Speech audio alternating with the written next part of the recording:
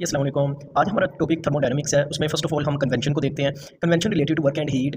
Heat is given और added to the system is taken as positive. जब system को हम हीट देते हैं तो वो पॉजिटिव ज़ाहिर करते हैं। जब सिस्टम को हीट हमने प्रोवाइड की तो सिस्टम वर्क करेगा सराउंडिंग के ऊपर। जैसा कि हमने सिस्टम को हीट दी वो पॉजिटिव लेनी है और सिस्टम ने फिर उसके नतीजे में वर्क किया, दोनों चीज़ों को हमने पॉजिटिव लेना है। ये हमें सिस्टम एक्सपेंड होगा, एक्सपेंशन से ज़ाहिर होगा। देन हीट इज़ टेकन, इसके रिवर्स हमने कर देना है। अगर सिस्टम से हीट रिलीज होगी या work done on the system surrounding करेगा तो हम इन दोनों चीज़ों को नेगेटिव लेंगे। देन नेक्स्ट हमारा अगला एमसीक्यूज है सिस्टम के रिलेटेड। सिस्टम तीन तरह के हो सकते हैं। सिस्टम ओपन भी हो सकता है, क्लोज भी हो सकता है, आइसोलेटेड भी हो सकता है। ओपन सिस्टम वो होगा जिसमें हीट सिस्टम और सराउंडिंग के दरमियान एक्सचेंज हो सकती है, मैटर भी एक्सचेंज होगा। क्लोज सिस्टम वो है जिसमें मैटर एक्सचेंज नहीं होगा जबकि हीट एक्सचेंज होगी। आइसोलेटेड सिस्टम वो है जिसमें हीट भी एक्सचेंज नहीं होगी और मैटर भी एक्सचेंज नहीं होगा। इसके बाद हम टेम्परेचर की बात करते हैं। टेम्परेचर को किस तरह हम डिफाइन कर सकते हैं। टेम्परेचर कहते हैं डिग्री ऑफ हॉटनेस और coldness of a body. Temperature के unit degree Celsius, Kelvin, degree Fahrenheit, Rankine, RANKINE Rankine और रोमर है।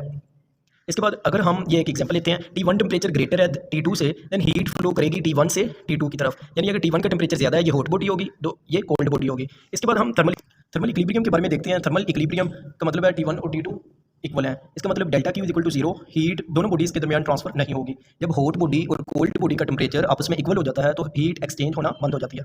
नेक्स्ट अगर हम देखें मोनोएटॉमिक या आइडियल गैस में पोटेंशियल एनर्जी और काइनेटिक एनर्जी जीरो होती है। कोई भी गैस हो, कोई भी थिंग हो, उसमें दो तरह की एनर्जी पाई जाती है, या काइनेटिक एनर्जी या पोटेंशियल एनर्जी।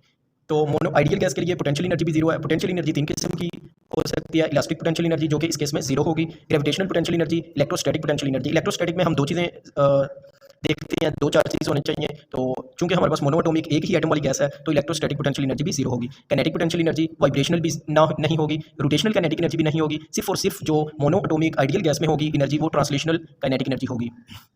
फिर हम कह सकते हैं मोनोएटॉमिक गैस में इंटरनल एनर्जी जो होती है वो एवरेज ट्रांसलेशनल काइनेटिक एनर्जी के बराबर होती है। नेक्स्ट हमारा टॉपिक है फर्स्ट लॉ ऑफ थर्मोडायनामिक्स। उसको जानने के लिए हम नेक्स्ट पेज पे मूव करते हैं।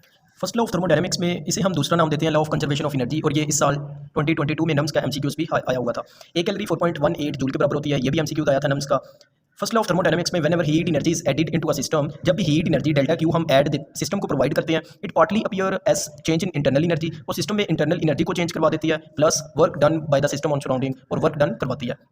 यानी जब भी डेल्टा क्यू हम सिस्टम को प्रोवाइड करते हैं वो पार्टली स्टोर हो जाती है इंटरनल एनर्जी की सूरत में और वर्क डन करवाती है सराउंडिंग के ऊपर। First law of thermodynamics law of conservation of energy को फॉलो करता है, ओबे करता है। इसके बाद इंटरनल एनर्जी की बात करें, इंटरनल एनर्जी यू से रिप्रेजेंट करते हैं। इसे हम इधर भी आपको बताया, delta U change in internal energy है, तो you is a state function. State function और पाथ फंक्शन का आपको डिफरेंस पता होना चाहिए। स्टेट फंक्शन ऐसे फंक्शन को कहते हैं जो पाथ पे डिपेंड नहीं करता। इंटरनल एनर्जी कहते हैं sum of all type of kinetic and potential energies.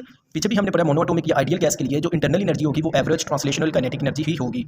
Average translational kinetic energy हमें पता है डायरेक्टली प्रोपोर्शनल होती है टेम्परेचर के। सो हम इसे ये भी कह सकते हैं कि टेम्परेचर इज शॉर्टकट होता है to estimate whether internal energy same है, इंटरनल एनर्जी हैज़ इंक्रीज्ड या इंटरनल एनर्जी हैज़ डिक्रीज्ड।